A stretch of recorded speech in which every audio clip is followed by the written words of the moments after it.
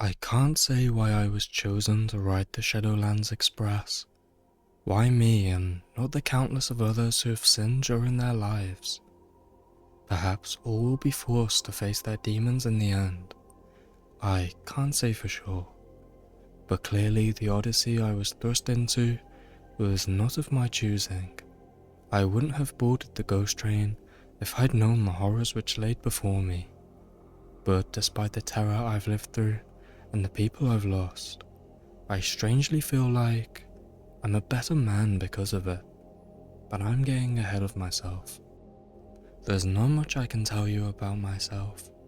I'm not here to recount my life story. I never thought of myself as a bad person, but I have done bad things which resulted in people getting hurt. I've worked in the corporate world for most of my life, and never had a problem with screwing people over to advance my career.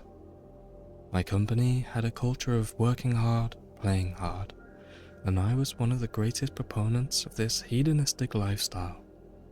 On the fateful night when I boarded the Express, I had been out on the town, partying and drinking hard before making a mad dash for the last train home.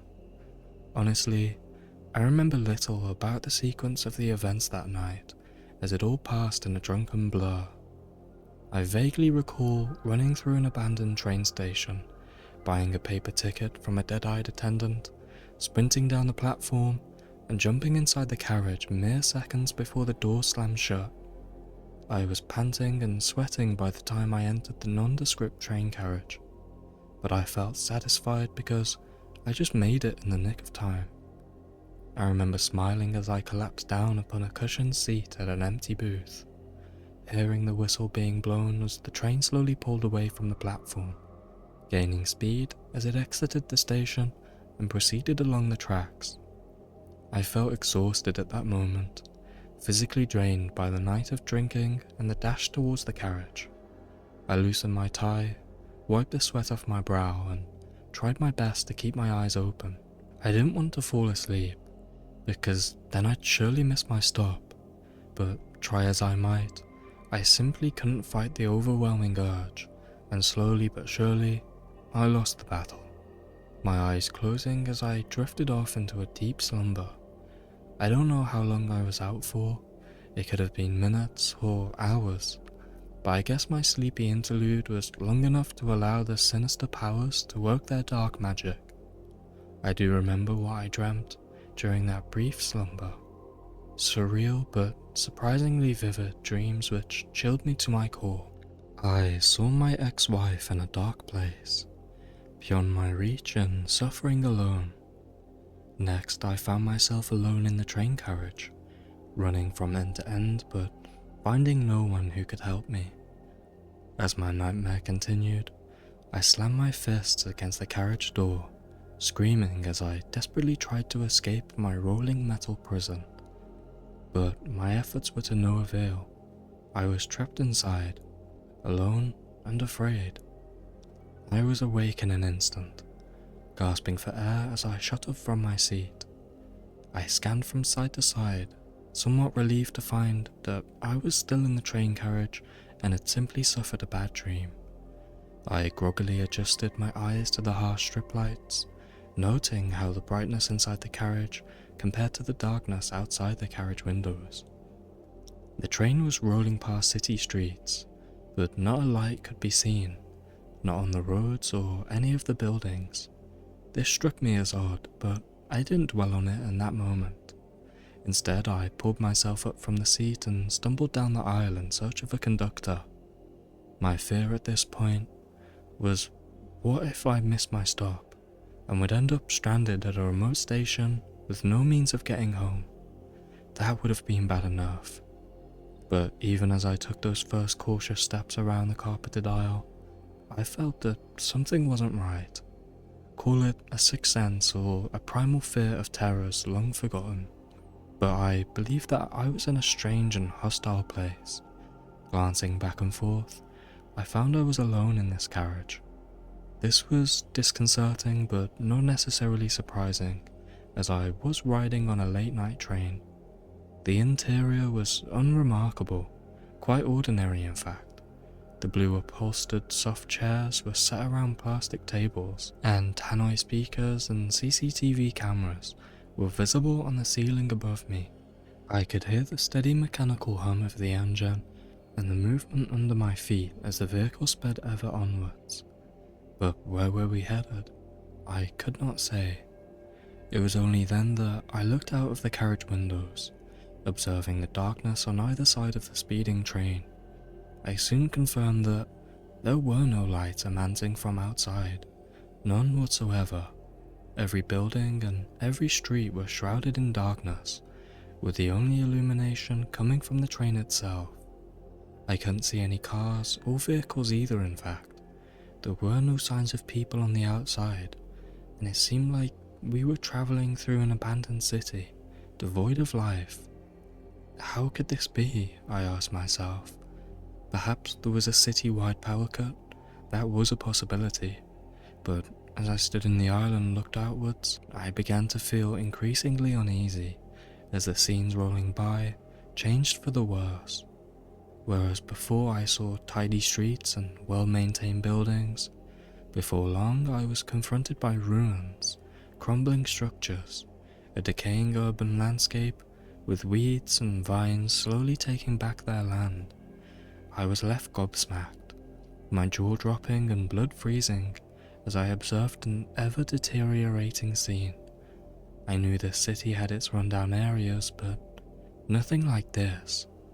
I didn't understand what I was seeing or even knew where I was. This uncertainty was truly terrifying. I felt so alone in that moment, like I'd been ripped out of the world and dropped somewhere dark, twisted and bizarre, somewhere I didn't belong. Breaking myself from a fear-induced paralysis, I turned away from the window and slowly made my way down the aisle, heading for the doorway which led me to the next carriage. More than anything in that moment, I wanted to find someone else, so I wouldn't have to face this nightmare alone. As it happened, I did stumble upon other passengers, but unfortunately my new companions were just as confused and frightened as I were. None of us knew why we were here, on board this fabled Shadowlands Express. Anna was the first person I stumbled across. I don't know whether this was by accident or design, but she was in the carriage along from me, and I stumbled into her as soon as I entered through the connecting door. Anna was a woman in her early 30s, her appearance striking even at first, and I couldn't help but feel attracted to her despite the precarious circumstances. Her skin was dark and hair brunette. She wore a striped business suit and matching skirt, which made me think she'd come straight home from work. I noted how her mascara had run like she'd been crying, and her deep brown eyes were filled with passion, but also fear as she jumped up from her seat and glared at me with suspicion. "Who the hell are you?" she demanded, whilst backing up defensively. My eyes widened as I tried to understand why she was acting so hostile, but then I thought about it, realizing she was scared and had no idea who I was, and so I held my hands up defensively, trying to appear as non-threatening as possible whilst replying. "Take it easy, love. My name's Simon. I'm a passenger, just like you. Fell asleep on my way home. Now I'm just trying to figure out what's going on." The apprehension slowly faded from Anna's brown eyes, and her shoulders relaxed as she breathed a sigh of relief. "Okay, I believe you," Anna replied slowly, speaking in the aisle as the train sped on past an increasingly bleak landscape. "My name's Anna," she confirmed. "I guess I'm in the same boat as you. Caught the last train home, fell asleep, and woke up alone in this carriage." She paused, looking fearfully out of the windows towards the ruined city shrouded by darkness. I saw all this outside and thought I must be losing my mind. Either that or someone spiked my drink back at the bar. But you see it too, don't you, Simon? She looked at me hopefully, clearly wanting some validation. I glanced out the carriage window, observing the same disturbing scenes as the crumbling buildings turned into ruined foundations, overrun with vegetation. It seemed like the last vestiges of civilization were melting away in front of our eyes. I could no longer deny or attempt to rationalize away any of this terrifying sight because Anna was experiencing it too. I see it, I finally confirmed, nodding my head solemnly as I continued to stare into the abyss. Anna must have decided to trust me, as she walked down the carriage aisle and stood beside me, placing her soft hand on my shoulder. Her touch brought me some small comfort in this chilling scenario, and I turned around slowly, looking into her expressive brown eyes, watching her soft lips as she spoke. "Simon, do you know where we are?" she asked nervously. I don't think Anna held out much hope, and I was destined to disappoint her. "No," I answered solemnly. "I'm afraid I have no clue." Anna broke eye contact, removing her hand as she nodded. "Well, we need to find someone who knows what's going on," she said with a newfound determination. "Let's search the other carriages, find a conductor who can help, or failing that, get to the driver's car and make him stop the train." "Yes, okay then," I said in agreement, following the woman as we slowly walked towards the doors leading to the next carriage. We didn't discover any train staff during our search, but we did find another 4 passengers, all of whom were in the same state of confusion and anxiety. First there was Dennis, a wily and highly strung man in his 40s, who was on edge from the moment we met him, ranting, raving, and threatening whoever had put us in this unfortunate situation. Next we stumbled upon was Zoe, a blonde-haired woman with fake nails and eyelashes, her face caked in makeup, and her toned body clad in designer clothes. Zoe had a bad attitude, and gave the impression she was above the rest of us. Jason was a better prospect, however, a tall and muscular man with short hair, firm eyes, and a steady smile. He spoke with some authority, which gave me the impression he'd been in difficult situations before and knew how to keep his cool in a crisis. And finally, we found Eamon, a plump, middle-aged man who had not only seemed harmless, but was also surprisingly unaffected by the craziness, shrugging his shoulders like this was all just a bit of bad luck. Personality-wise and in appearance, the 6 of us couldn't have been more different, but we were all thrust into this living hell together, and none of us had the slightest idea of where we were or why we were here. We didn't find any staff members, and couldn't get an answer from the driver's car, the door to which was firmly locked. Our phones were no use either. Unsurprisingly, not one of us had a signal, and the train didn't have any Wi-Fi. We walked the train carriages from end to end, trying to find something, anything which could help. The emergency lever was no use. We pulled it, but the train kept speeding on. Next, Dennis got the idea of using the glass breaker hammer. He promptly attained the hammer, poising it against the window, ready to smash the safety glass. Even though we told him it was pointless, as the train was still travelling at a considerable speed. Dennis wouldn't listen to us, however, but before he could strike the blow, we were all startled by a disembodied voice calling out to us through the carriage speakers. "Please sir, I must insist you put the hammer down. Petty vandalism will not be tolerated." The voice was surprisingly polite, but at the same time authoritative and more than a little sinister. I don't think any of us knew what to think, but the mysterious voice captured our full attention, and even Dennis lowered the hammer and turned his head in astonishment. We all looked up at the tannoy, all frozen in shock, as we waited for the voice to speak again. "Now sir, please set the hammer down on the table. There's a good chap." The unidentified male voice was being deliberately patronizing, and I didn't expect Dennis to react well, and so I was quite surprised when my fellow passenger meekly complied with the instruction, dropping the glass breaker down with a dull thud. A tense moment of silence followed before Zoe spoke out. "Who the hell are you?"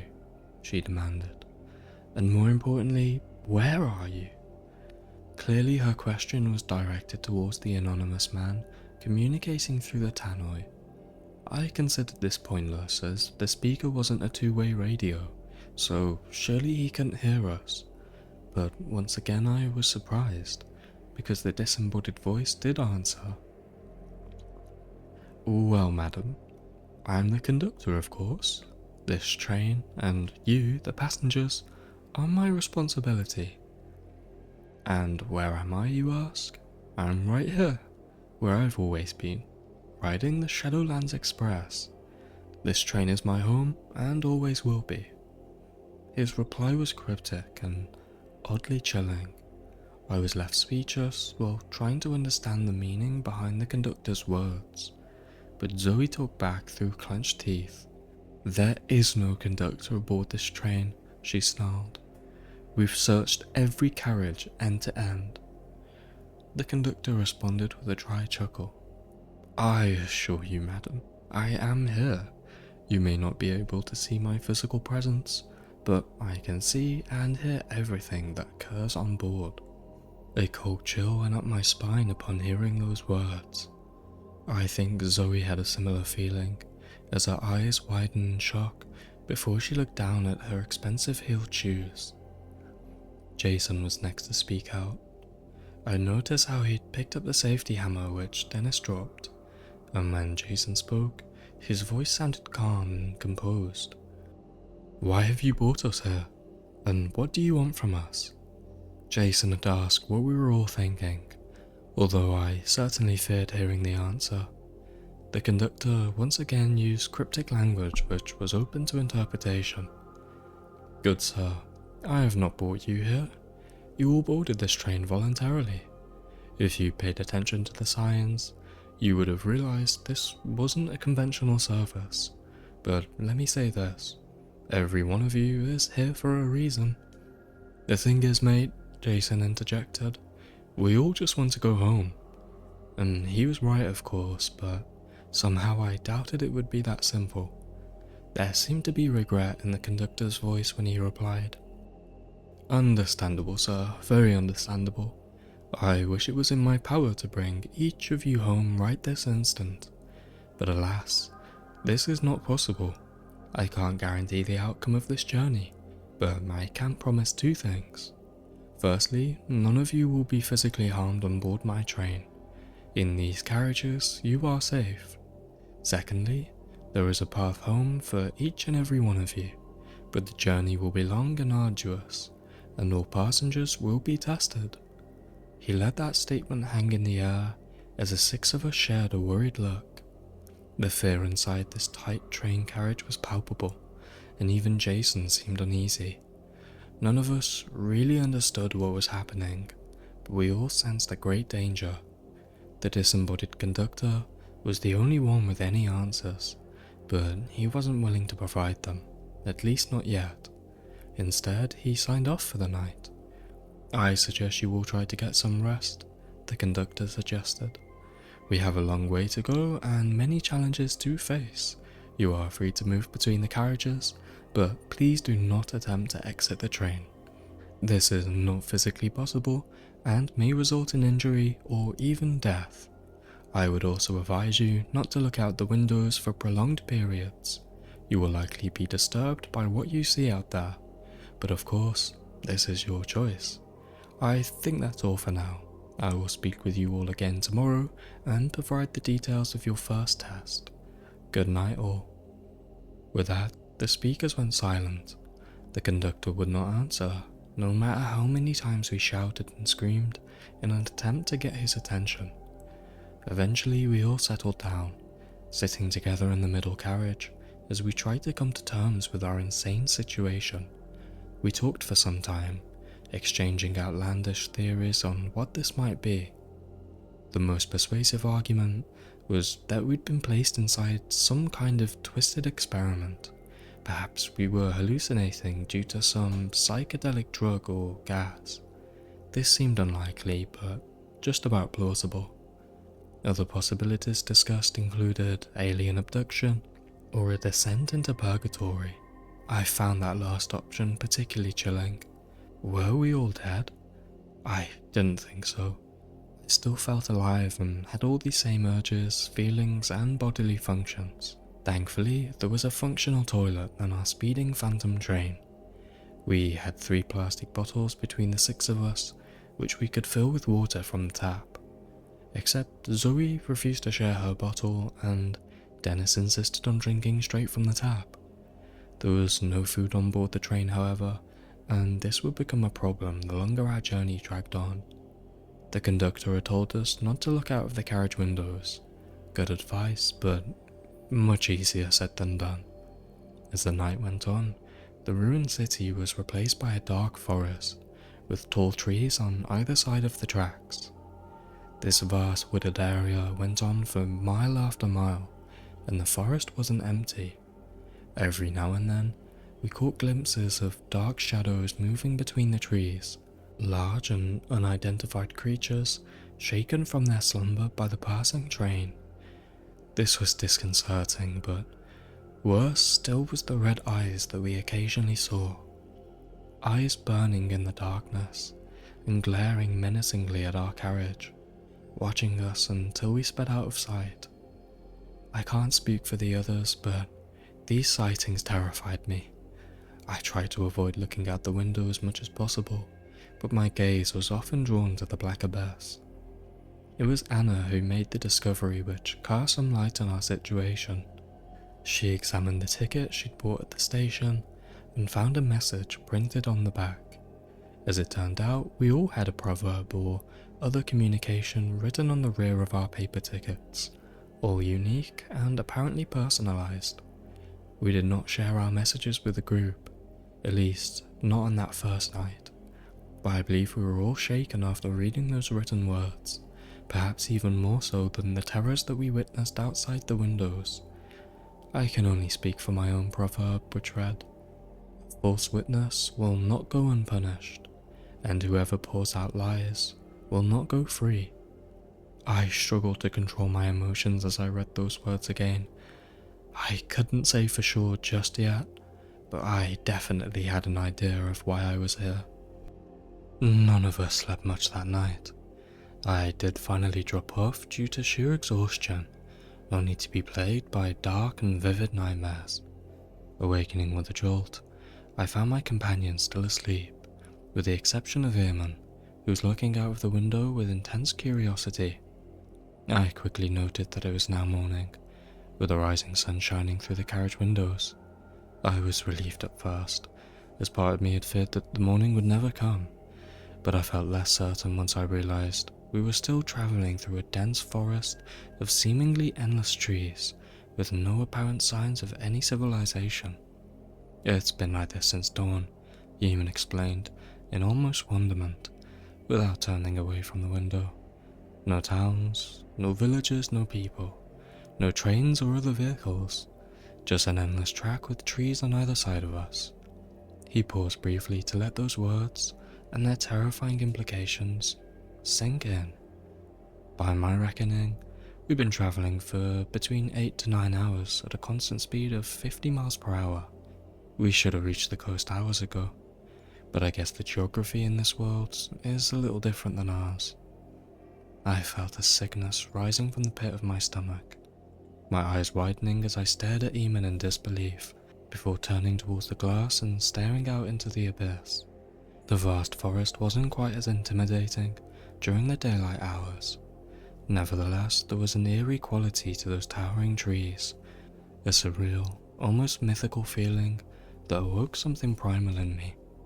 As crazy as it sounded, I believed Eamon was right. We weren't in the home counties anymore. In fact, the train seemed to have left our dimension, bringing us to another world with its own rules and own unique dangers. Thankfully, we did eventually reach the end of the forest later that morning, although our situation did not improve. The dense woods were replaced by mile after mile of rolling green hills, desolate, windswept, seemingly empty moors set under grim grey skies. We didn't pass through any settlements during that long first day. The most we saw was the occasional stone cottage set up on an isolated hillside. Most appeared abandoned, but occasionally we spotted a figure standing behind windows or inside doorways. Dead-eyed farmers and their families dressed in rags, observing our train as it sped on past. All stood solemn and silent, like they were watching a funeral procession. Every 50 miles or so, we passed a platform. Our train never stopped or even slowed down.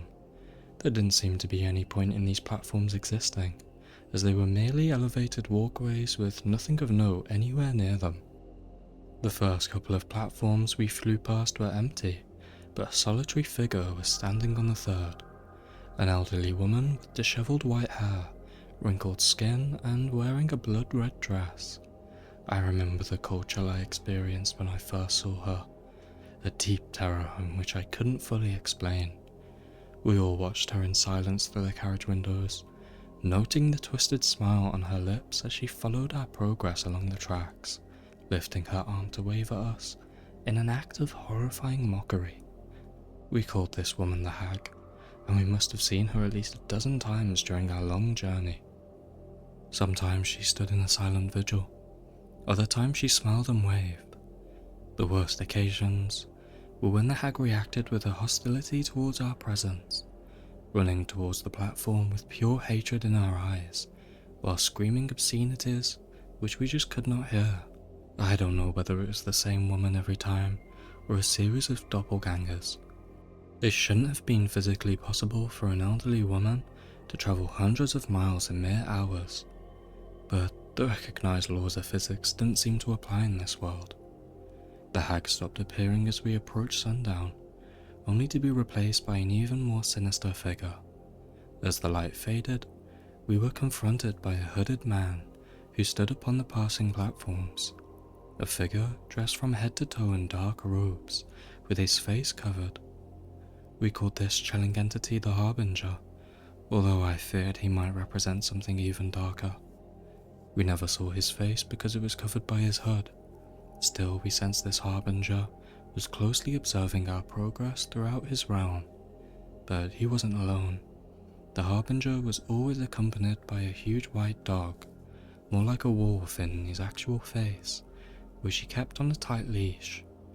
Whilst the Harbinger always remained still and silent, his mutt barked maniacally at the train, struggling against the chain, her eyes burning with hatred and hunger, and with a maw filled with razor-sharp fangs. That day was filled with terror and paranoia, as my fellow passengers and I were pushed close to breaking point. I don't recall all the conversations that we had in between all those terrifying interludes. We tried to make plans, but could find no solutions. There was some talk of our lives back home, about families, friends, pets, hobbies and jobs, about what we missed and wanted to get back to, although some were more willing to share personal details than others. I saw the best and worst of my companions in those long hours. Jason revealed he was a former soldier, and he continued to try and take charge in the chaos, although in a practical sense, he was effectively powerless. Dennis was continuously on edge, prone to angry outbursts, which made him increasingly unpopular within our small group. Zoe wasn't much better, spoilt and entitled. She kept insisting that she shouldn't even be here, as if any of us had a choice. By contrast, Eamon barely spoke at all, instead silently staring out of the window, like he was mesmerized by bizarre sights beyond the carriage. I began to think that Anna and I were the only sane people on board, and we continued to bond and become closer despite the extreme stress of our situation. We made several attempts to gain the conductor's attention throughout the day, frequently shouting into the speakers, but to no avail. The conductor ignored us throughout that day, only speaking to us again after dusk, when he communicated the instructions for our first test. "Good evening, passengers," the conductor suddenly exclaimed, his chilling voice booming through the PA system. We all jumped up, startled by the sudden intrusion. "Where the hell have you been?" Dennis snarled angrily, but the conductor simply ignored him, continuing in what seemed to be a pre-prepared script. "We will soon be arriving at our first stop. Your instructions are simple, but must be followed to the letter. All passengers must leave the carriage and step onto the platform. Once you disembark, you will find provisions waiting for you. Feel free to stock up on food and drink. When you have done so, please stay on the platform and await further instructions. Do not leave the platform under any circumstance. I hope this is clear, and I look forward to welcoming you back onto the carriage once this business is settled. Good luck. And that was it. The message in full. The conductor wouldn't answer our frantic demands for further information. We wondered whether this was a trick, but sure enough our train did begin to slow before finally coming to a halt beside a dimly lit platform. The carriage doors shot open, but none of us moved an inch. Fear entered my companion's eyes as the cold air from the outside hit us. In a sense, this is what we all wanted. The train had finally stopped, after a non-stop journey for over hundreds of miles, and the carriage doors were open, but still, none of us were in a hurry to disembark, not given the horrors we'd witnessed outside the train's doors. The conductor had given us clear and simple instructions, but how could we trust him? Still, there was an added incentive to step onto the platform. At the far end of the elevated walkway, we could see 2 vending machines, stocked with crisps, chocolates, processed food, soft drinks and bottled water. We had water on the train, but no food, and hunger was starting to hit home. We debated for some time over whether to disembark, and eventually voted in favor of this action. As Jason put it, this conductor, or whoever is running this thing, they hold all the cards. We need to follow their rules, at least for the time being, but sooner or later they'll slip up and then we'll have our opportunity. Jason was the first to step down off of the train, closely followed by Dennis, and then the rest of us. It was a cold night and the chill hit us after the relative comfort of the carriage. I also picked up on a foul smell in the air. A stench which seemed familiar, but I couldn't quite place. Our prime focus was on reaching the vending machines. We didn't need to insert money and we could take as much food as we wanted. Once we tasted the produce and realized it wasn't poisoned, we filled our hands and bags with supplies, stocking up on as much as we could carry, because there was no way of telling how long we'd be trapped on board that phantom train.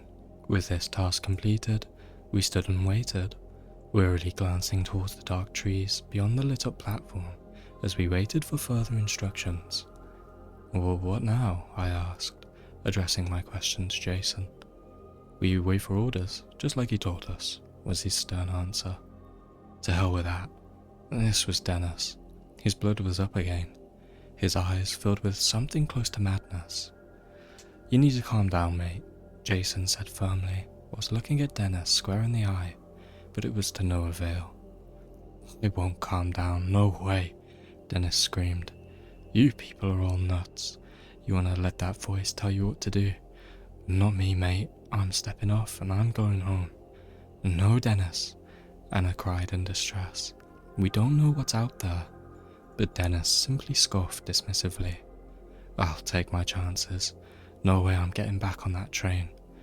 I moved towards Dennis, intending to physically restrain him if necessary, but Jason stopped me from doing so, placing a firm hand on my shoulder and shaking his head in the negative. A moment later, Dennis was off of the end of the platform and sprinting into the forest. He didn't make it far. We didn't witness our companion's grisly death.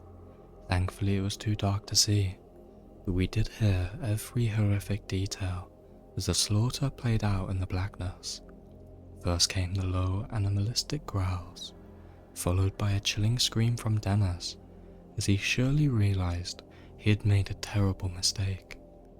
A violent rustling came from the bushes, Dennis continuing to scream frantically as growling beasts tore into him with teeth and claws, ripping flesh and cracking bones. Mercifully, it was soon over as Dennis stopped screaming, and all we could hear was the sound of the body being slowly dragged away. "Oh my God," Zoe exclaimed, with tears of terror rolling down her cheeks. A moment of shocked silence followed before the speakers attached to the platform's lamps burst alive. "The first test is now concluded. Please return to the train without delay." It was the conductor's voice, and we all obeyed, quickly jumping back on board the carriage before the doors shut and the train started to move forward, leaving the cursed platform behind. 6 of us had disembarked, and only 5 had got back on board, with the reckless Dennis devoured by the beasts. We all sat in stunned silence for some time as the train sped ever onwards. Eventually the conductor provided an explanation of sorts. Alas, Dennis is no more. He merely needed to obey the instructions, but instead he tried to run. Perhaps not surprising. In life, Dennis never held down a job, and he abandoned his wife and children. Running away was always in his nature. "Then why test him?" Anna responded angrily. "You knew what he'd do, so what was even the point?" "On the contrary, madam," the conductor replied coolly. "I had no prior knowledge of what Dennis would do. His actions may have been predictable, but Dennis had free will, as do all of you. You should bear this in mind during your trials to come." None of us had anything to say to that. The 5 of us sitting in wordless and fearful contemplation as our grim odyssey continued. The second day passed by, pretty much like the first. Night turned to day, and dense forest was once again replaced by rolling hills. We continued to see the entities on many of the platforms as we sped past. The old hag became more aggressive, chasing the train as far as the end of the platform, screaming blue murder with pure, unadulterated hatred in her dark eyes. The Harbinger remained silent, although his presence was increasingly sinister, with his eyeless glare burning through us. And then there was the Hellhound, barking menacingly with a murderous rage. We couldn't help but notice the fresh blood pouring from the canine's fang-filled mouth. After a while, we stopped looking out the window entirely, although we found little solace inside that speeding train. Dennis's death had hit us hard. We now realized how dangerous this place truly was. Hope began to fade, and I wonder whether any of us would make it home. We split into groups during the day, sitting in separate carriages and barely interacting. Surprisingly, Jason and Zoe formed a partnership despite their differences in personality and background. I think Zoe wanted a strong man who would protect her. Perhaps Jason needed someone to protect. Anna and I stayed close, holding each other as we slept and talked throughout the long day. I don't wish to share all we said and did whilst alone together. Some things should remain private. But Anna brought me comfort during those hellish hours, and I like to think I returned the favour. And finally, there was the enigmatic Eamon, who occupied a carriage just by himself, refusing to engage with the group. A familiar pattern emerged as the PA system remained silent until nightfall, bursting to life after dusk as the conductor communicated the instructions for our second test. "Good evening, passengers.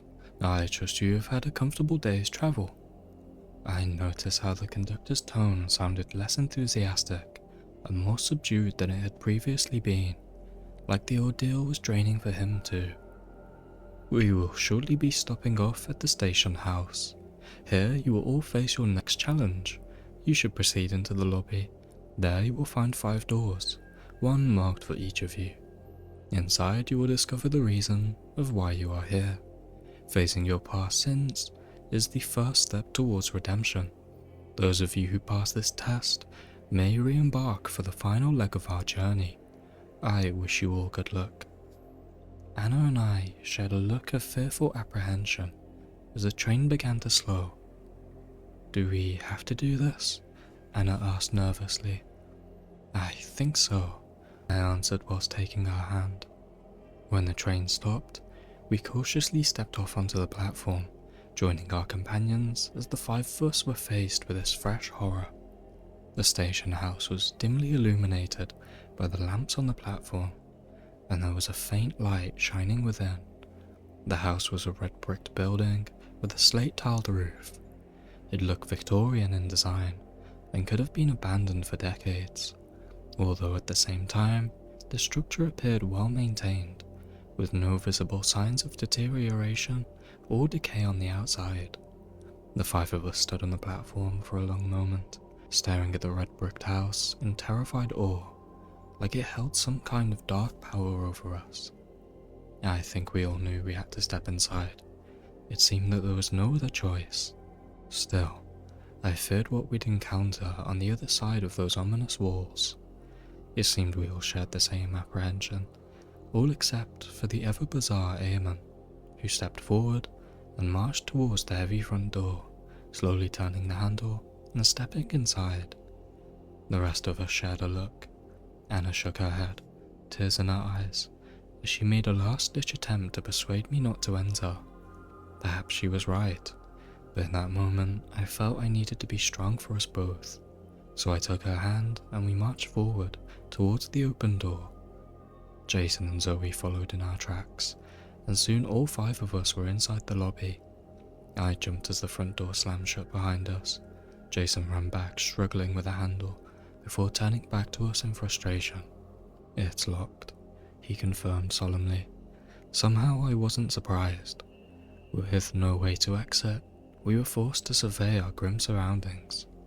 The station house appeared larger on the inside than it looked on the outside. I couldn't say whether this was an optical illusion or the result of black magic. In any event, I forgot all about everything else when I glanced over to the far side of the lobby and saw 5 wooden doors, each marked with a name crudely written in red chalk: Jason, Zoe, Eamon, Anna, and Simon. One doorway for each of us, me included. It was the strangest thing, because in that moment, none of us said a word. Not one of us fought the unnatural urge to walk forwards towards our assigned doors and face whatever laid within. I looked to Anna as we walked side by side, but she didn't meet my eye, and perhaps she no longer needed me. My hand shook as I reached for the handle, slowly sliding the door open and stepping inside. I can't say exactly what my 4 companions experienced inside their own rooms, although I can hazard a guess based on the dark revelations that were later confessed. All I can describe is my own experience, a descent into my own personal hell as my worst moments flashed in front of my eyes, because what lay behind my door wasn't a room in a conventional sense. Rather, it was a journey into my sordid past. A mirror used to reflect my ugliest side and shine light on my worst sins. The good times came first, reminders of what I'd lost, or rather thrown away. I relived the first day I had with Kate, as vivid and as real as it was when I first experienced it all those years ago. More images flashed in front of my eyes, reigniting emotions I'd long since tried to bury. The first time we made love, our wedding day, how beautiful she looked whilst walking down the aisle in her stunning white dress. But then came the bad times, the complacency I had for my marriage even in the early days, as I worked late every night and left my Kate home alone. Next was the affair, the first illicit kiss with Cassandra at the office party. The night we spent together whilst away at that conference. It was gut-wrenching to see my moments of weakness played out again, except it was worse this time, because I could see how it was for Kate, how much it hurt her. When she found out about my betrayal, her heart broke into 2. Kate broke down after the divorce, excessive drinking, the suicide attempt, and finally the forced stay in the psychiatric hospital. Back in the real world, I didn't go to see her, not even once. But now I saw it all. Kate sitting alone in a locked room, heavily medicated, her skin pale, and her eyes devoid of passion or hope. She was a shell of her former self, all because of what I had done. I felt physically sick by the time it was over, stumbling out of the room and back into the lobby. Judging by the shaken looks on the faces of my companions, I guess we all had to face our personal demons in those damn rooms, but there was one person missing. Zoe hadn't exited her room, and her door was still shut. As if on cue, we heard a high-pitched scream emanating from the other side of the door as Zoe desperately cried out for help. Jason jumped into action, slamming his shoulder against the locked door with all his might. Anna and I joined in, and somehow we broke inside, but what we witnessed inside that room was horrifying. Set against the far wall was what I can only describe as a portal, a swirling vortex of crimson red, burning fiercely and leading to God knows where. A hideous arm extended from the vortex, a black appendage with sharp claws which held a tight grip on its victim. And of course, that victim was Zoe. The woman was down on the ground, her eyes filled with dread as she screamed for our help. Jason darted forward and reached out for her hand, but it was already too late. The claw dug deep into Zoe's exposed leg, pulling her rapidly towards the portal. I'll always remember the final look in that woman's eyes, the sheer, unadulterated terror as she was dragged kicking and screaming into hell. It was all over before we could do anything, as Zoe disappeared into the vortex and the portal promptly vanished into thin air, leaving us staring at a blank wall in an empty room, barely able to comprehend what we had just witnessed. 5 minutes after the horror, we were back onto the train. What else could we do? I was almost broken by what we'd experienced in that damn station house. I believe my companions felt the same, or at least Jason and Anna did. We sat together in the middle carriage, remaining silent as the train slowly pulled away from the platform before gaining speed. A tense moment passed before the tannoy sounded and the conductor spoke. 5 entered, and only 4 passengers returned. A shame, but perhaps not unexpected. Jason's face screwed up with raw anger as he jumped out of his seat and removed a concealed weapon from his jacket pocket. "You bastard," he cried, directing his fury towards the carriage speaker. "You sent her to die." Before we could stop him, Jason used the safety hammer to strike the speaker, smashing it into pieces in an act of vandalism born through grief and frustration. But this action proved entirely futile, because the invisible conductor could still speak to us, his voice clear and composed, as he answered towards this aggression. "Please sir, I am a tolerant man, but I do indeed have my limits." Jason stood defiant for a moment, but the anger soon faded from his red face, and he meekly sat back down whilst returning the hammer to his pocket. "Thank you, sir," the conductor said, as clearly he could see and hear everything. "Your grief for your friend is understandable, but as I've already said, my role is to simply facilitate your journey. I am not responsible for whatever happens behind those carriage doors." "But why Zoe?" Anna asked emotionally. "We all went into the rooms. With the rest of us walk away, why was she taken?" "The answer is quite simple," the conductor responded. "All of you were confronted by your past sins, and the 4 of you shared genuine guilt, shame, and remorse for your actions. But not Zoe. She married an old and wealthy man she did not love, waited until he died so she could claim his fortune. But in the end, she could not acknowledge her wrongdoing, and that's why Zoe failed her test." None of us had a word to say after that. This outcome was madness as far as I was concerned. Sure, Zoe was a gold digger, and she'd done a shitty thing. But was her sin bad enough for her soul to be condemned? And what was the point for this insane odyssey anyway? Did any of us have a chance of making it home? Or would the sadists who ran this dark realm pick us off one by one? The conductor remained silent, and I doubted we'd get the answers we needed from him, but all of us had secrets, me included, and I thought now was the best time for those difficult conversations. My throat was dry, and my voice trembled, but I forced myself to speak the words. "We all had visions in those rooms, visions of our past sins, I began whilst attempting to meet my companion's eyes. I'm not proud of what I relived back there, but I'm willing to tell my sordid tale.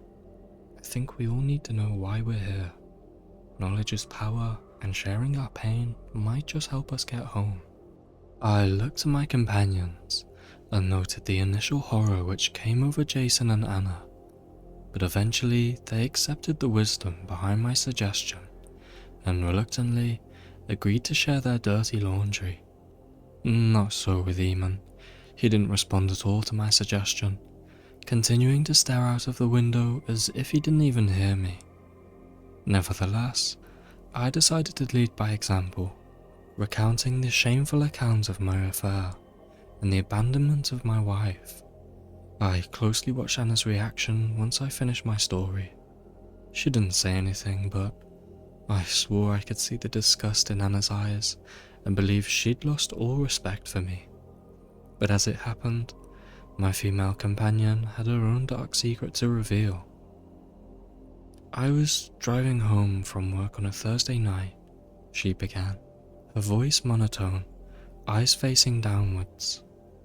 I was tired and distracted, sending a text instead of paying attention to what was on the road. She sighed deeply before continuing, as tears returned to her brown eyes. I didn't see the red light and I hit the other car head on. I was lucky. My airbag deployed and I walked away from the crash with barely a scratch. The other driver was not so lucky.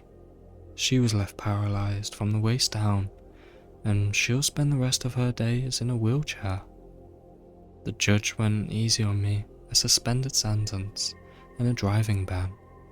I guess I got lucky again, well, at least until now. She glanced up at me, her eyes red and bloodshot as she forced a nervous smile. I guess Anna wanted some reassurance, but I had nothing to say in that moment, and I broke off eye contact. Jason's account was next, his tough exterior cracking as he emotionally opened up. I was on my second tour in the Helmand province, explained the troubled veteran. We got intelligence that a Taliban bomb maker was hiding in a local house, and so we executed a dawn raid. I headed to clear a bedroom upstairs, saw some movement out the corner of my eye and reacted on instinct, turning and shooting. It was only then that I realized what I had done. He took a deep breath, mustering up the courage to finish his tragic tale.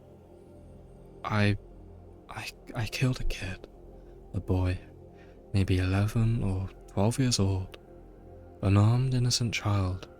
I'll never forget the look in the mother's eyes as she just cradled her boy's warm, still body, the raw grief and the anger as she just cursed me to hell. The OC made the incident go away.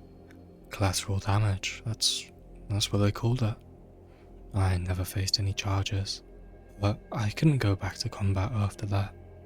They gave me a medical discharge and sent me home. But that boy, what I did, it will haunt me to the grave. Jason looked out of the carriage window mournfully, lost in his trauma and guilt. I wanted to say something, but once again I couldn't find the words.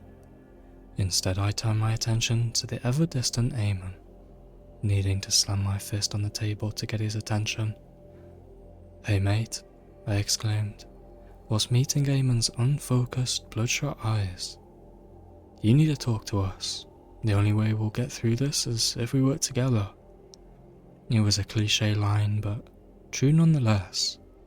But Eamon was having none of it, jumping up from his seat and pushing his way out into the aisle. He began to stomp angrily towards the next carriage, but before doing so, Eamon turned and met my eye, snarling as he delivered a cryptic and ominous message. "I know what I've done, and I know what I need to do to set things right, and that's all you'll get from me." And with that, Eamon barged out of the carriage, leaving the three of us sitting in mournful silence as our phantom train continued to speed through the darkened hellscape. It rained heavily all of the third day, from dusk till dawn, and into the long night before we reached our final destination. The bad weather only added to the misery of our increasingly grim situation. Our morale was broken, and the four of us were physically separated, each sitting alone in our own carriages. Anna and I tried to reconnect after the revelations the night before, but were unable to do so. Why was there suddenly a divide between us? I couldn't say for sure, but my guess was that we were both ashamed. In any event, day 3 was the worst yet. The hag did not appear during the daylight hours, and the platform she previously occupied remained empty. Again, I don't know why she left us. Perhaps her purpose had been fulfilled, or maybe her warnings had fallen on deaf ears. The Harbinger was still there, however, his black robe somehow shielding him from the torrential rain as his soaked dog barked by his side. The dark entity seemed more prominent and intimidating on the third day, and I feared he would play a central role in our ultimate fate. The guilt, the constant rain, and the chilling visions would have been bad enough, but the train decided to introduce a new terrifying element to the mix. As usual, the conductor didn't speak with us during the daytime, but others did.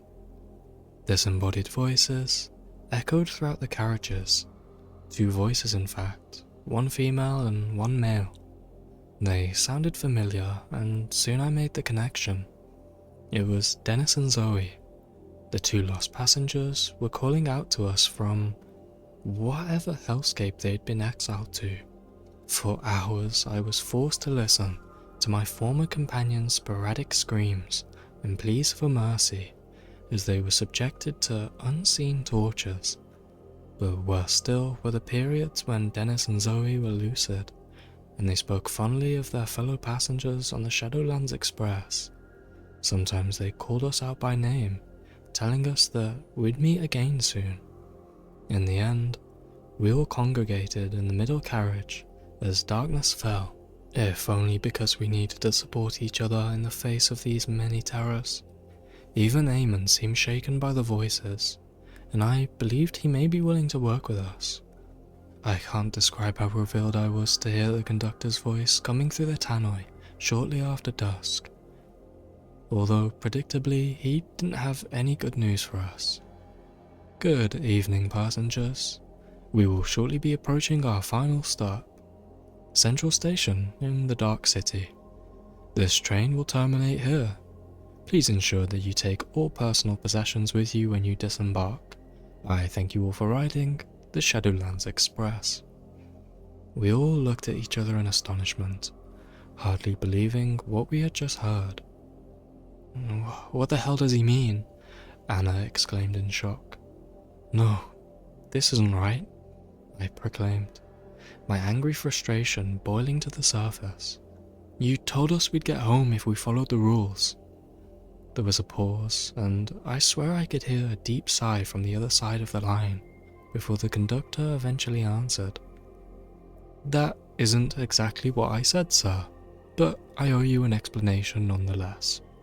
I promised that you would be safe on board my train, but our journey ends here. You should make your way to the Nexus station on the other side of the city to catch the connecting service. Consider this your third and final test." We all glanced out of the window, noting how dark the woods were, now replaced by bleak concrete buildings illuminated by harsh artificial lights. "So, that's it then? We're on our own?" Anna asked fearfully. "I'm afraid so, madam," the conductor replied with some regret evident in his voice. "I wish I could do more, but I am a humble servant and my place is here. The most I can offer you all is advice. Remember what you've learned here, watch your backs, and follow the signs. I wish you good luck." That was the last we ever heard from the enigmatic conductor, as the speakers went silent for the last time. The train drove past empty streets and grim buildings before eventually arriving at the so-called Central Station. But instead of a busy terminus one might have expected, we instead saw only empty, rain-swept platforms, devoid of other trains or even a single passenger. We came to a slow stop alongside platform 1 and the door swung open, exposing us to the cold and damp outside. We all sat perfectly still for a moment, unsure of what to do next. As hellish as our journey had been, this train served as a safe haven, at least compared to the horrors beyond its doors. And every time we disembarked, someone had died. We had no idea what dangers lurked out on the streets of this dark city, but whatever lay out there, it was surely our destiny, and we had no choice but to face it. Eamon was the first to step off onto the wet platform, followed by Jason and then Anna, finally me. I took one last mournful glance at the Shadowlands Express before the doors slammed shut and we proceeded down the walkway. The station interior was clean, well lit, sterile and entirely abandoned. We cautiously walked across the tiled floor, observing the empty ticket kiosks and vacant commercial stalls. We all noted the sign hanging over the building exit which read, "This way to Nexus Station." The conductor had told us to follow the signs, and Nexus was where we would catch our connecting train. In that moment, Jason regained some of his former strength as he attempted to take charge of the situation. "Okay guys, we don't know what's outside those doors, but we must be prepared to defend ourselves. We need to search the station and find anything that we can use as weapons." Eamon leapt into action, searching any empty food stall and soon unveiling a sharp kitchen knife. "Good man," Jason said with a nod before turning towards Anna and I. "Now we need to..." Jason never got a chance to finish his sentence. Eamon moved so fast that we didn't even have time to shout a warning. He charged Jason from behind, brutally stabbing him in the back without a second's hesitation. Jason squealed in shocked pain as Eamon pulled out the knife. The ex-soldier swung around, grabbing Eamon by the throat in an attempt to throttle him. But Eamon stabbed Jason again and again, in the stomach and the chest, spilling his blood across the white tiles. Jason looked to us with shock and pain in his pale face as he collapsed and died on the blood-soaked floor. "What the fuck have you done?" Anna screamed. Eamon looked up with a wild fury in his eyes, and the blooded knife still in his left hand. "I told you last night," he spat.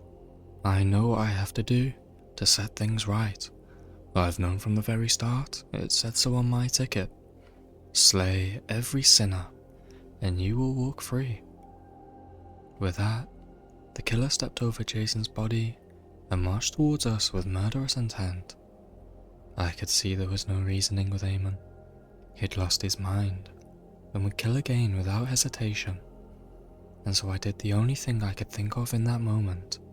I grabbed hold of Anna's hand and we ran together, sprinting out of the station exit and onto the rain-swept streets. Anna and I took in little of the dark city as we sprinted down the pavements with a heavy rain falling on our heads and the psychotic Eamon in hot pursuit. Still, I suspect there was little we'd wish to see. The city was grim and austere to an almost absurd extent, consisting largely of ugly tower blocks and empty storefronts, with every building constructed in the brutalist style. There were no monuments, parks or even trees, nothing that would give this anonymous conurbation even a shred of identity, and the city was virtually, but perhaps not entirely, abandoned.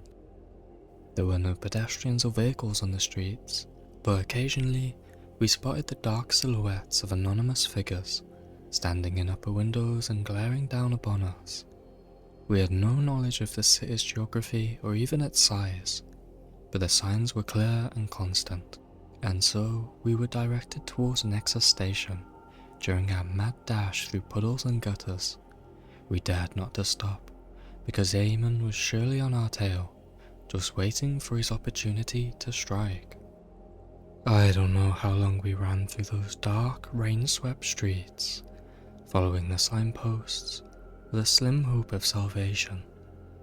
We might have covered miles in our mad dash, always fearing what lay behind each corner. I had the distinct feeling that Eamon wasn't the only one hunting us. Both Anna and I experienced elation when we sprinted down a lonely back street and saw the promised train station before us, its entrance clearly marked with a sign reading Nexus. We were so close, but of course salvation wasn't so easy. Anna slipped in a puddle, and I leaned over to assist her. We hadn't seen or heard Eamon for some time, and hoped we'd lost him in the dark city's maze-like streets. But he was right on our tail, biding his time before launching his attack. I saw him charging through the rain, a crazed look in his eyes as he screamed like a berserker and raised his knife to strike. Anna was still down and vulnerable, and so I had to act. I blocked Eamon's path, hoping I could overpower him and force the knife from his hand. But Eamon collided with my body with a great force, knocking me down onto the wet pavement. He stood over me with a knife in hand, ready to plunge the blade into my chest. I doubt I could have stopped him, but thankfully Anna intervened. She pushed the attacker back and tried to grab his knife, but instead, Eamon slashed her across the stomach. Anna screamed, her eyes filling with shock and pain as her blood fell to the pavement and was washed into the gutter. She was hurt and had bought me time. I pulled myself up and struck out at Eamon, punching him hard in the face. Eamon squealed as he stumbled backwards, blood pouring from his nose. He was hurt but not down, and now the killer had a reason to be angry. I watched fearfully as Eamon's eyes narrowed and he tightened his grip on the knife's handle. He made to launch another murderous attack, but never got the chance. I saw a blur of movement in the corner of my eye, a white beast tearing across the street in a lightning assault. Eamon had no time to react before the hellhound hit him from behind, knocking him to the pavement before biting deep into his exposed neck. Eamon screamed, squirmed and fought, but to no avail, as the beast tore at his throat and spilled his blood into the roadside where it was swept into the gutters by the rainwater. I spotted Eamon's discarded knife and reached down to grab it. Then I went to Anna's aid whilst the hound finished off its prey. As I helped the wounded Anna to her feet, I looked past the bloody scene and saw the Harbinger standing at the far end of the street, his black robes somehow dry despite heavy rain, and his piercing, eyeless gaze focused upon us. The Harbinger had sent his killer dog to finish Eamon, but he surely hadn't done so to save us. I knew Anna and I would be next, and so I took my wounded companion's hand and we ran towards the sanctuary of Nexus Station. We made it inside, savouring the shelter from the relentless deluge. The kiosk was unattended, but I noticed 2 tickets sitting on the counter waiting for us. This couldn't be a coincidence, and so Anna and I grasped hold of each of the paper slips and proceeded inside of the station, Anna groaning in pain as I helped her walk forward. What we found were 2 platforms connected by an elevated footbridge. The closest platform already had a train waiting, its engine running and carriage doors open. Salvation was close, but we heard a manic barking just behind us. I glanced over my shoulder as we ran down the platform, seeing the hellhound charging towards us, with Eamon's fresh blood dripping from its fangs. We reached the carriage door, but the hound was right on top of us. I made a split decision, shoving Anna inside just before the doors automatically closed. Anna cried out my name and slammed her blooded hands onto the carriage window, but I turned away from her to face my attacker. The hound jumped me, knocking me down to the platform whilst clawing at my chest. The beast went for my throat, but fortunately I still had the knife, which I used to frantically stab the dog in her side. The mutt yelled in pain, ending her attack and retreating down the platform, bleeding as she went. I watched fearfully from the ground, noting how the Harbinger stood at the far end of the platform, always watching but not intervening. His hound retreated behind her master, licking her wounds. I had an opportunity to save myself and was determined to take it, but when I tried to board that carriage, I found the doors were still closed and the train was now moving, slowly but surely, making its way down the platform. I looked through the carriage window and saw Anna on the other side, bleeding and crying as she called out my name. We were so close, and yet couldn't reach each other. My heart was broken in that moment, but at least Anna was safe. I lost her gaze as the train pulled away, and then I was left alone on that platform with my assailants. I expected a second and probably fatal attack, but to my surprise the Harbinger stood still, with a wounded and now docile hound by his side. They didn't attack, but the Harbinger and his dog still blocked the platform. The train was gone, and so there was only one place I could go, across the footbridge and over to the other platform. And so I made my way onto the bridge, clutching the claw wounds on my chest as I struggled with every step. But I fought through the pain and got to the far side, glancing wearily back to the first platform where the Harbinger still stood. I had nowhere left to go, but salvation came when I'd all but given up hope. As I looked up the tracks and saw the bright headlights of a second train approaching from the opposite direction, announcing its arrival with a blaring horn. I stood on the dark platform, awestruck as the empty train came to a stop in front of me before its doors swung open. I only hesitated for a second before stepping on board. I had no idea where the train was headed for or what it had in store for me, but I reckoned anywhere was better than here.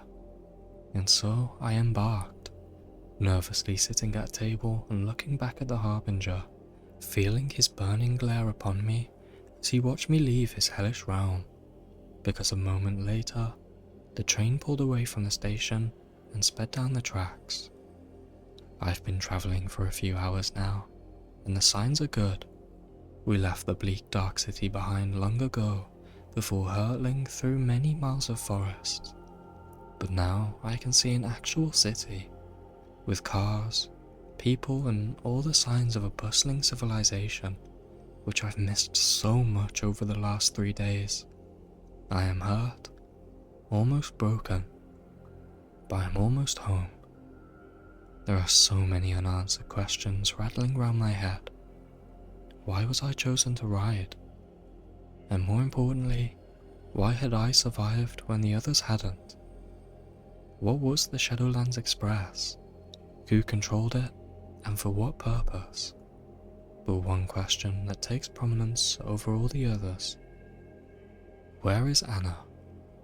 Did her train take her home? Or has she been transported somewhere else? To another hell beyond? I don't have the answers. Not yet. But I won't rest until I'm reunited with Anna and I know that she's safe.